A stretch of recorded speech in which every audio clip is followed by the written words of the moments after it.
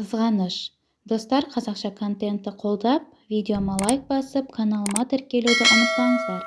Жұмыстан шыққан Есбол бірден үйіне барғысы келмеді. Үйіне барса тыныштық жоқ. Шулаған балалары мазасын алып, есіктен кіргеннен қаламқас кішкентайды қолына ұстата салатыны бар. Сол жүгіргеннен кешкі асын да ішкен-ішпегенін түсінбейді. Төсегіне барып құлайды. Түнде де жөнді ұйқы жоқ. Түнімен бала жылап, ертеңгісін ұйқысы қанбай жұмысқа кетеді. Жыласа өзінің баласы ғой, бірақ ұйқысының қанбайтыны жаман. Осыны ойлап тоқтап қалды. Жолдың бойындағы сыраханаға қарай бұрылып жүріп кетті. Өзіне 2 сыраға тапсырыс беріп, күтіп отырған «Бос па? Отырсам болады ма?» деп қасына бір жасы 50-ден асқан орта бойлы, шашы ұйпа-түйпа, көздері ісіп кеткен ер адам келіп тұр екен. Түріне қарап жақтырмағандай кейіп танытып, «Болады» деп еріндерін әрең жыбырлатты. Дәл қазір ешкіммен сөйлескісі жоқ. Өз ойымен өзі алысып отыр. Бұның жақтырмағанын сезді ма, анау да отырған қалпы дыбысын шығармай әкелген сырасын үндемей ішіп отыр. Есбол сыраны ұрттап қойып, ойдың жетегіне кетті.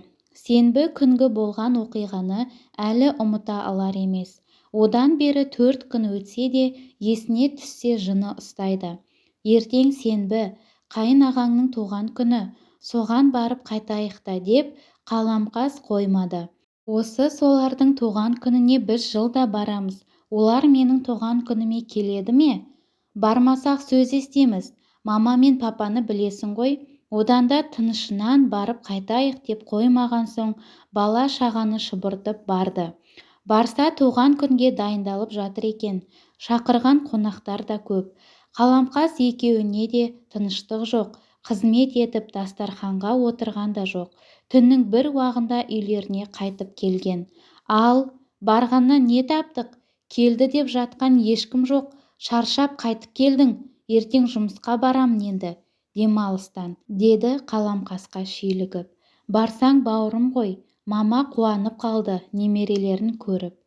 Саған сол ары-бері жүру керек, еріккен қатынсың. Енді омалып үйде отыра беремін бе? Мен де шығайында үйден бір уақыт. Бала бағудан шаршап кеттім. Үлкенін бала бақшаға берейікші, деді күйеуіне. Менің айлығым жетеді ме? Сонда үйде отырып сен не істейсің, деп сөйлеп тастады. Қаламқас күйеуінен пайда жоқ екенін көріп, жыларман болып орнынан тұрып кетті. Есболды мазалап тұрған басқа ой. Ағасы Жандос өзінен жап-жаңа көлік алыпты. Ақша жоқ деп жүріп, қалайша алған. Өткенде өзіне ақша керек болғанда, ағам деп желпініп барып сұраған да жоқ деп қайтарып жіберген еді. Сөйте тұра кредит алып тұрып көлік алыпты. Бұл болса дарылдаған ескі машинамен әлі жүр. Айдағанына 5 жыл болып қалды. Жұмысына да ұят екен. Елдің мінгені жап-жаңа шетінен шетелдік. Жандостың да айдап жүргені жаман емес еді. Ішінде бір қызғаныш оты түсіп үдеп барады. Қарап отырып, әкесі мен анасына жыны ұстады. Пәтер жалдап тұрып жатқаны мынау, бір көмектері жоқ. Жандос қана солардың баласы. Бұл бір бөтен біреу сияқты. Үйіне кеш келді. Сол баяғы көрініс. Қаламқас кешкі асын берген соң барып жатып қалды. Қасына қаламқас келіп, «Мирас, ауырып тұрма, мазасы кетті, қызуы бар сияқты. Күні бойы жылап, шаршап кеттім», деді. «Дәрігер шақырдың ба?» «Шақырдым. Уколын салды да кетіп қалды. Ертең ауруханаға апару керек». «Маған не дейсің енді? 2 қызбен үйде кім қалады? Жарты күнге жұмыстан сұрана тұрасың ба?» «Мен өткенде соңғы рет деп сұранған едім, енді жібере қоймас. Көршіге тастап кет. Онда мамамды шақырамын. Білгеніңді істе», деп теріс бұрылып жатып қалды. Келесі күні жұмыста жүріп, қаламқасқа қоңырау шалмады. Баласының жағдайын да сұрамады. Түс ауа бөлім бастығы келіп, «1 жарты сағатқа жиналыңдар, бастықтың айтатыны бар», деді.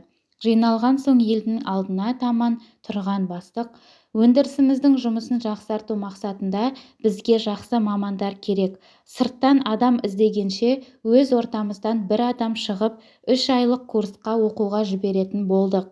Сол оқуға лайықты адамды өздеріңіз ақылдасып, орталарыңыздан шығарыңыздар. Жауабын маған ертең айтарсыздар. Оқуға келесі айдың басында кетеді. Айлығы сақталады деді. Отырған елдің барлығы тым-тырыс қалды. Курсқа барды деген сөз айлығы көтеріледі, өзі де жоғарылауы мүмкін деген сөз.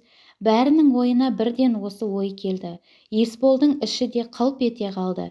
Кімді таңдайды екен? Мына сұрақ қайда жатыр? Бізде Мараттан пысық адам жоқ. Барса Марат барсын деді тізеден жоғары тылтиып көйлек киіп алған Ақмарал сызылып тұрып. Айгүл де қалыспайды. Айгүл барсын деді. Әйел адам бала-шағасы бар, қиын болады. Есбол барсын. Жас маман пысық жігіт деп Нұртас досы өзін ұсынған кезде Есболдың іші жылып кетті. Үміт оты оянғандай болды. Жақсы, 3 адамды ұсынып отырсыздар. Кімнің баратынын ертең айтамын деп бастық кетіп қалды. Ал енді Есболда ұйқы жоқ. Түнімен дөңбекшіктеп шықты. Ертең ертерек барып бастықтың өзіне кіріп шықсам ба екен деп бір ойлап қойды.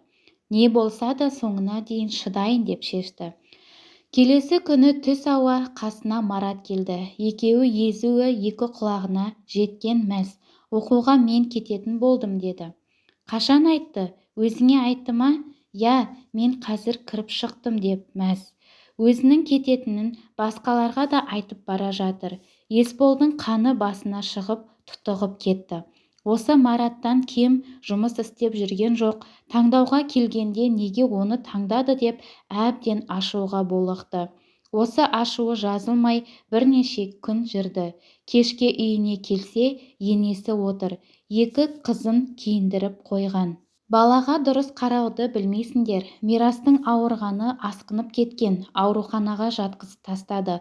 Мына 2 қызды әкетіп барамын. Қаламқас келгенше менде болады деп екеуін алып кетті. Үйде жалғыз қалған Есбол өмірінде болып жатқан сәтсіздіктерге жыны ұстады. Үйден шығып сыраханаға тартты. Ол жерде түннің 1:30-на дейін отырды. Ертеңіне жұмыстан кешігіп ескерту алды. Есбол, көңіл-күйің жоқ қой. Қайдан болушы еді? Балам ауырып больницада жатыр. Қыздарың қайда? Енем алып кеткен. Бүгін жалғыз екенсің ғой, деді Нұртас. Онда менімен жүр, саған бірдеңе көрсетемін деді. Бәрібір үйіне асықпаған Есбол соңына ілесіп жүре берді. Екеуі қаладан сыртқа қарай шығып, бір қуыстау көшеге келді. Жарығы жоқ, үлкен дарбазаның сыртына тоқтады. Бұл қай жер? Қазір көресің деп машинадан шықты. Темір дарбазаны қағып еді, есігі ішке қарай ашылды. Екеуі жүріп кіріп үйге кірді. Үйге кіргенде байқады, адам көп емес. 5-6 адам төргі бөлмеде дөңгелек үстелде айнала отыр екен. Барлығының қолдарында карта, тістерінде темекі, қастарында стакан. Бөлме іші көк түтіннен көрінбей кеткен. Бірден кірген адамның тамағын түтін иісі қырады. Әңгіменің жалғасын және де немен аяқталуын білу үшін төмендегі описание бөлімінен жалғасын қарасаңыздар болады. Каналыма тіркелуді ұмытпаңыздар.